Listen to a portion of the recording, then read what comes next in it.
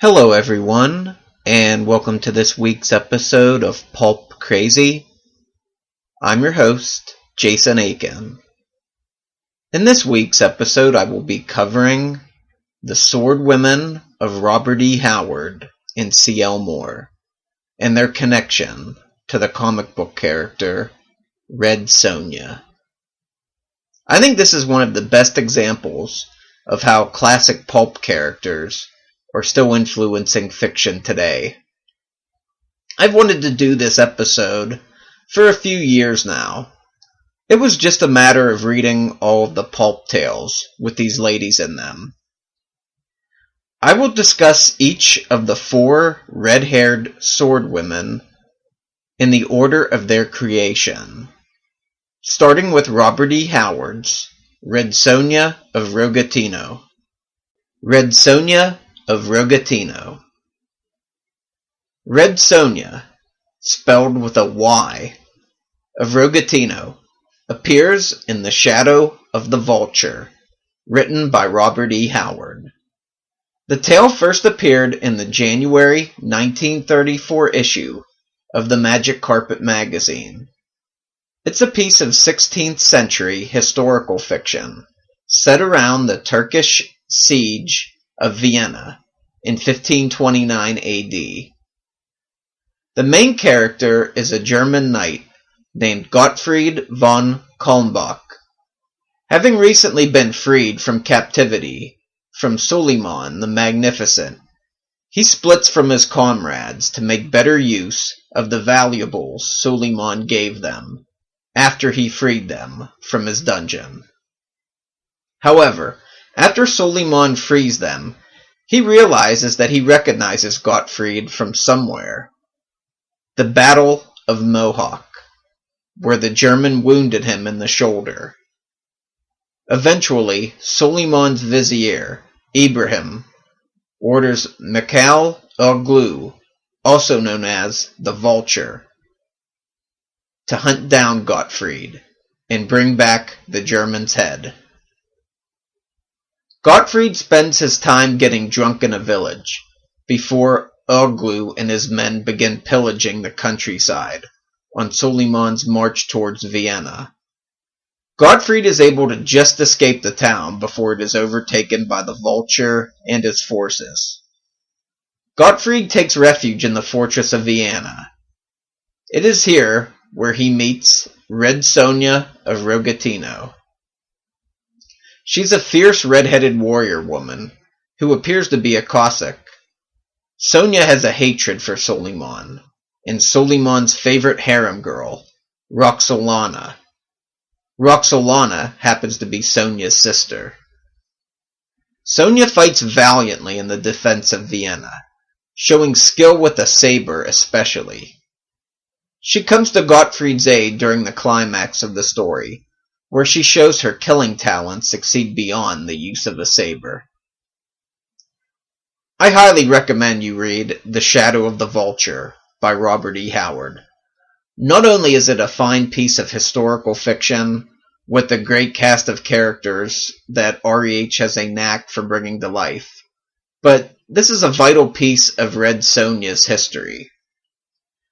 Howard is one of the best writers I've ever read, and he really has a gift for writing action scenes. It's a lot of fun to see him bring the Siege of Vienna to life. You can read this for free via the Project Gutenberg Australia website. I'll be sure to put a link to it in the show notes. Jirel of Jory. C.L. Moore's red-headed sword woman, Jirel of Jory, first appeared in the October 1934 issue of Weird Tales. Her debut tale, Black God's Kiss, was the cover story that month.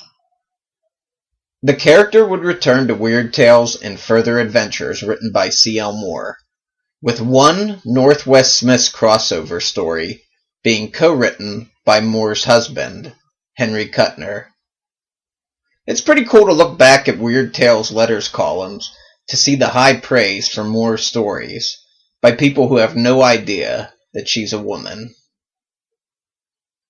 Jirel of Jory is a noblewoman The stories featuring her are sword and sorcery tales that appear to take place in medieval France. I'd say in the early 1500s. In Jirel's debut story, Black God's Kiss, we find her castle under siege by invaders. She manages to escape from her cell by outsmarting and outmaneuvering the guard, and rendezvous with the castle's priest. In order to defeat the invaders, she travels through a secret passage in the basement of the castle, into a dark underworld inhabited by supernatural beings. She travels to the underworld to seek out a weapon capable of defeating the invaders and getting her castle back. The next story, Black God's Shadow, is a direct sequel to Black God's Kiss. Jirel, feeling remorse for her actions in the previous story, returns to the underworld for redemption. The third story, Jirel Meets Magic, is possibly my favorite story. Jirel pursues a sorcerer through a castle window and winds up in a magical realm ruled by an evil sorceress. The fourth story, The Dark Land, is very interesting. Jirel has been touched by the supernatural too many times, and this leaves her vulnerable to otherworldly magic. A supreme being abducts her into his realm to be his bride. The fifth story, Quest for the Starstone, is a crossover with Moore's Winsdor-Smith's character, co-written by her husband, Henry Kuttner. I haven't read this one yet, as I'm waiting to read some of the other Winsdor-Smith stories first. The sixth and final tale is titled Hell's Guard, where Jirel is forced to enter an ancient, haunted fortress to obtain a hidden treasure in exchange for her men being ransomed by a rival warrior. All of the Jirel of Jory tales are highly entertaining, and great pieces of weird fiction. Although Moore's tales are not as action-heavy as Robert E. Howard's, they are still classic pieces of sword and sorcery.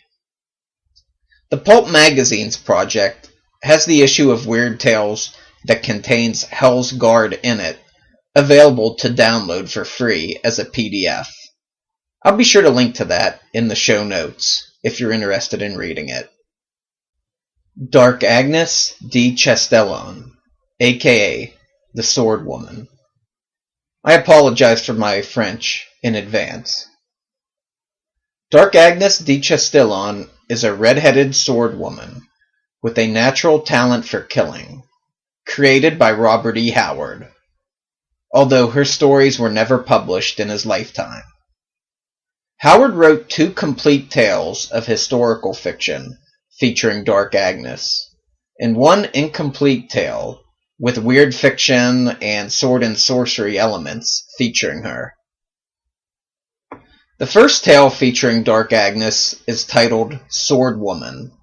It was first published in the summer of 1975 in REH Lone Star Fictioneer No. 2 from Nemedian Chronicles.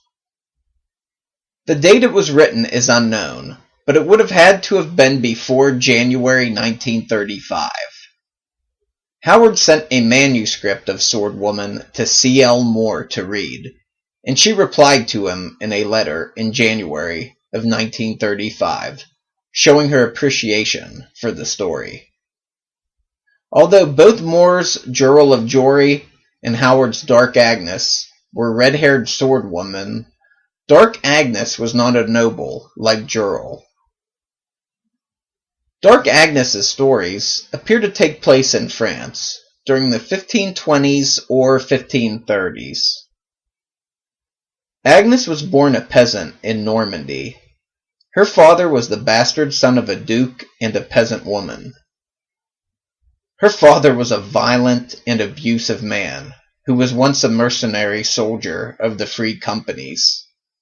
He arranged Agnes to marry a local man who she hated. Rather than going through with the marriage, she kills her would-be husband with a dagger during the ceremony and flees into the forest. She is found on the road in her torn-up wedding dress and bloody dagger in hand by the rogue Etienne Villiers. He helps her by obtaining clothes for her and a ride to a nearby inn. The clothes Etienne obtains belong to a man. Agnes dresses in them and cuts her hair shorter as a disguise. When the two get to the inn, she discovers that Etienne does not have the purest intentions towards her. Etienne has found his life in danger, as he possesses some less than favorable information regarding the ambitious Duke of Alencon. Etienne planned to sell Agnes to Thibault, an ally of his, for enough coin to fund his escape from the Duke's lands. Agnes discovers this and kills Etienne's friend, and brutally beats Etienne within an inch of his life. However, she spares him and rides him to safety during the night as the Duke's men converge on their location. Agnes didn't feel right about allowing Etienne to fall into the hands of nobles, even when taking his betrayal into account, so she honored his request of taking him to another inn, this one owned by his friend. Here Etienne recovered from his wounds. It's at this inn where Agnes meets Guiscard de Clisson, a mercenary and leader in the Free Companions. After meeting Agnes, de Clisson witnesses the aftermath of her slaying the former allies of Etienne's, who came to take revenge for Thibault's killing. He compares her to Black Margot of Avignon. De Clisson takes her under his wing and formally trains her in the art of killing. De Clisson is later killed by Renault de Valence, the right hand of the Duke, having mistaken de Clisson for Villiers. Agnes and Villiers are later reunited, and they escape from Renault and his men and begin traveling together. The second story featuring Dark Agnes is titled Blades for France. It was first published in 1975 by George T. Hamilton. This is another historical adventure, with Dark Agnes and Villiers getting caught up with court intrigue as they travel the countryside, avoiding the Duke's men. Real-life historical figures in the story include Francois de Foix, Cardinal Wolsey, and Charles III, Duke of Bourbon. Agnes and Villiers succeed in stopping the dual plots of Cardinal Wolsey and Renault. The final story is titled Mistress of Death. It's an incomplete fragment that was first published in January 1971 in Witchcraft and Sorcery No. 5 by Fantasy Publishing Company. This is the only Dark Agnes story that takes place in a city. It's also the only Dark Agnes story that has sword and sorcery elements in it. The story begins with Agnes coming across a situation in an alley.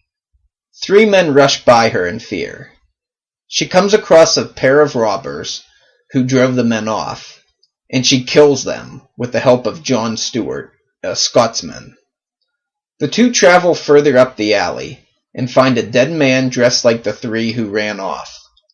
They also find the corpse of Castrano, an Italian sorcerer who was hung on the gallows earlier that day for using black arts to poison the son of a duke.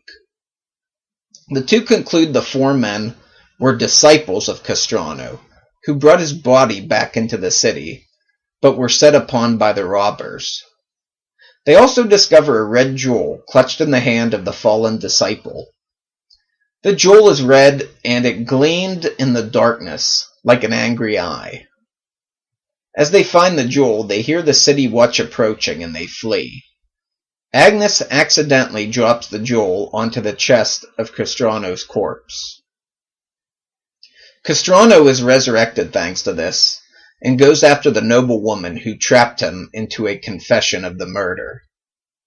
Agnes and Stewart intervene and save her, with Agnes beheading Castrano, his head and body falling into a pit below the catacombs of the city. I'm not 100% sure about this, but I believe the jewel in this story may be the Heart of Ahriman from The Hour of the Dragon, Howard's only Conan novel.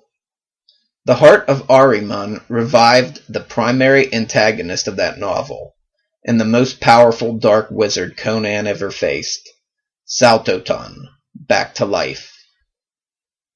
It was a shame Howard never found a market for these Dark Agnes stories during his lifetime.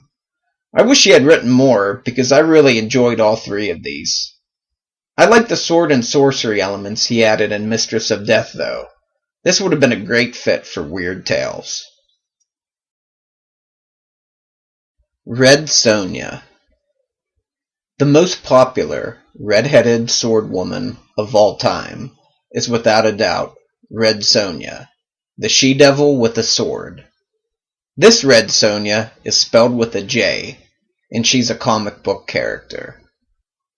Red Sonja first appeared in Conan the Barbarian, number 23, written by Roy Thomas and illustrated by Barry Winsdor-Smith.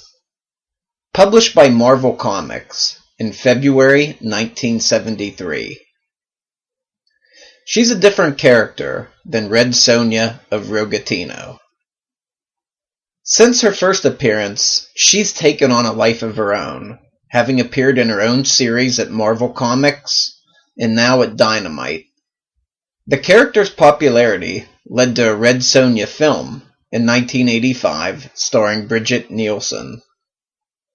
The 1985 film was poorly received, but talks of a new film surfaced a few years back, with Rose McGowan starring. They even made a cool teaser poster with her in the chainmail bikini. The movie never materialized, though. McGowan was injured in a car accident, and now is unable to play the role. Although in 2012 it was reported that Amber Heard was going to play Red Sonja, and the movie was still a go. No doubt an extremely popular character in modern times, Red Sonja's literary DNA can be traced back to the red-headed sword women of the Pulp era. Red Sonja of Rogatino, Jirel of Jory, and Dark Agnes de Chastillon. The Red Sonja of Rogatino connection is the most direct. Conan the Barbarian number 23 is an adaptation of Robert E. Howard's Shadow of the Vulture, but set in the fantasy setting of the Hyborian Age, with Conan taking the place of Gottfried von Kalmbach, and the Russian Red Sonja becoming Red Sonja, a Hyrcanian. Roy Thomas relays how this came to be in an afterword to the Chronicles of Conan, Volume 4, The Coming of Red Sonja and Other Stories, from Dark Horse Comics. Thomas and Barry Winsdor-Smith had been adapting Robert E. Howard's non-Conan tales into Conan stories previously, but the idea to adapt The Shadow of the Vulture came from a Robert E. Howard fan. Alan Howard, who's no known relation to REH, got the ball rolling for Roy Thomas in the pages of the Conan Sword Book, which collected essays on sword and sorcery fiction from the Amra fanzine.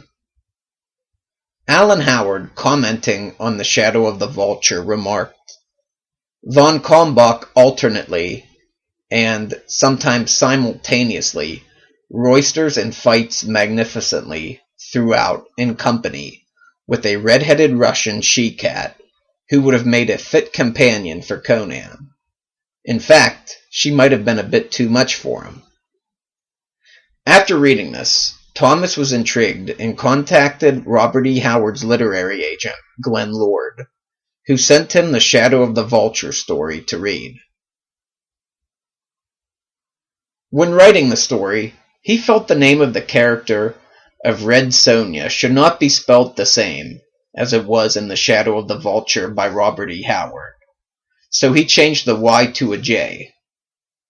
In Marvel feature Red Sonja number 1, he mentions he felt the J looked more exotic. One thing that should be noted, Red Sonja did not have her chainmail bikini at the time of her first two appearances. In her early appearances, she wore pants and a male shirt. The chainmail bikini came later, courtesy of artist Esteban Murado. The Dark Agnes connection also comes in a form of a story adaptation from Roy Thomas. In The Savage Sword of Conan No. 1, published in August 1974, he and artist John Buscema adapted Robert E. Howard's incomplete Dark Agnes fragment, Mistress of Death, into Curse of the Undead Man, starring Conan and Red Sonja. The team did something pretty creative here. Rather than just substituting Red Sonja for Dark Agnes and Conan for Jon Stewart, they switched the roles. Conan takes Dark Agnes's role, and Red Sonja takes the role of Jon Stewart, coming to Conan's aid in the alleyway. Like the adaptation of Shadow of the Vulture, the basic plot for Curse of the Undead Man is pretty faithful to the original Howard tale. Although in Thomas's version, Costrano is not brought back to life using the heart of Ahriman, as this would not fit into the Conan continuity. Instead, he is brought back to life via some sorcerous runes and a summoning circle of sorts in the alley.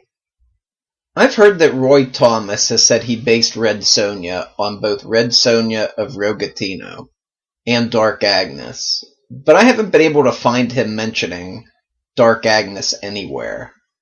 I even looked in the Chronicles of Conan Volume 4 afterward, where this is supposedly stated, but I couldn't find any mention of it.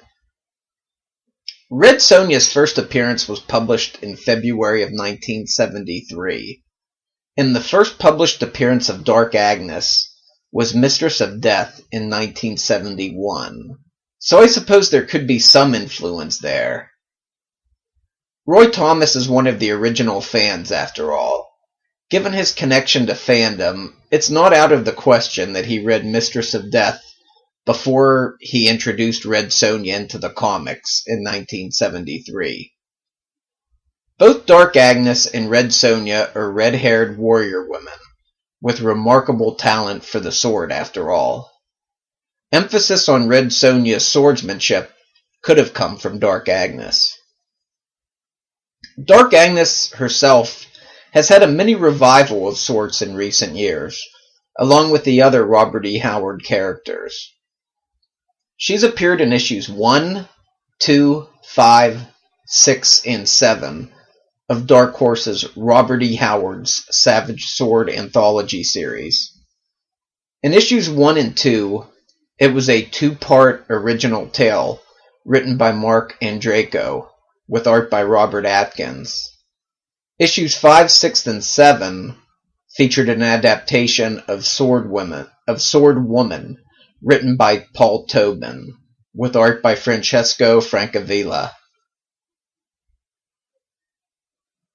The Red Sonja connection to C.L. Moore's Jirel of Jory is not as direct as her connections to REH's Red Sonja of Rogatino and Dark Agnes, but I believe a connection exists.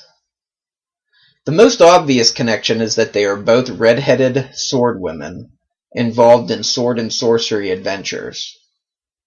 This may be entirely coincidental, as Red Sonja's tales are set in Robert E. Howard's Hyborian Age, which is a sword and sorcery setting. But I'm willing to bet some Jirel of Jory slipped into Roy Thomas's mind when he was writing the Red Sonja tales. As I mentioned before, Roy Thomas, besides being a writer, was also one of the first members of fandom. I have to believe he read C.L. Moore's Jirel of Jory stories at some point, as he seems to be very familiar with stories from that era. There is also the connection between Jirel of Jory and Dark Agnes, with Howard sending the Sword Woman manuscript to C.L. Moore prior to January 1935. Why did he do this? Did he read the Jirel stories and become inspired to write his own red-haired sword woman and wanted to get Moore's opinion? This kind of gets us into a chicken and the egg situation, though, as Howard's Red Sonja of Rogatino appeared prior to Moore's Jirel of Jory in print. Both Howard and Moore were members of the Lovecraft Circle, so perhaps they were both tapping into a similar idea space. I've created a timeline of sorts for all 4 sword women, and I'll be sure to include a link to it in the show notes for you to check out. With stories being adapted from Red Sonja of Rogatino and Dark Agnes, as well as having their skill sets, plus the sword and sorcery connection with Jirel of Jory, there is no doubt in my mind that all 3 of these red-haired sword women have contributed to the character of Red Sonja as she is today. That's not to say she hasn't become her own character, not by a long shot. Roy Thomas saw to that when he penned an entirely different origin for her than any of the other 3 sword women. The origin has changed over time, with each incarnation of Red Sonja having a different origin story. From my count, there have been 4 different incarnations of Red Sonja. The original Marvel Comics version, who fought alongside Conan, the Dynamite Red Sonja, the second incarnation of the Dynamite Red Sonja, and I believe Gail Simone's recent Red Sonja series might be a clean slate as well. I should also mention why Red Sonja is a Dynamite Entertainment, and the rest of the Robert E. Howard properties are at Dark Horse. This is what I gather from reading some postings on the internet, so it's by no means accurate. Apparently, around the time of the Red Sonja movie, the Red Sonja property was removed from the rest of the Robert E. Howard library of characters, and made into its own separate entity. Paradox Entertainment owns the trademarks of the Robert E. Howard Library, and Red Sonja LLC owns the Red Sonja trademark. Red Sonja's comic book adventures at Dynamite still take place in Robert E. Howard's Hyborian Age. There was a lawsuit filed back in either 2007 or 2008 in regards to the ownership and use of Red Sonja that ended in a settlement that straightened this out. I'll put a link to the relevant documents in the show notes. The credits in the Red Sonja comics have also changed over time. In the original Marvel comics, the credit read that Robert E. Howard created Red Sonja, while in the Dynamite comics, the credit reads as, based on the heroine, created by Robert E. Howard. I like that. It's a nice tribute, and more accurate. I also have to point out that there is a Conan and Red Sonja crossover comic book miniseries coming out soon from Dark Horse and Dynamite.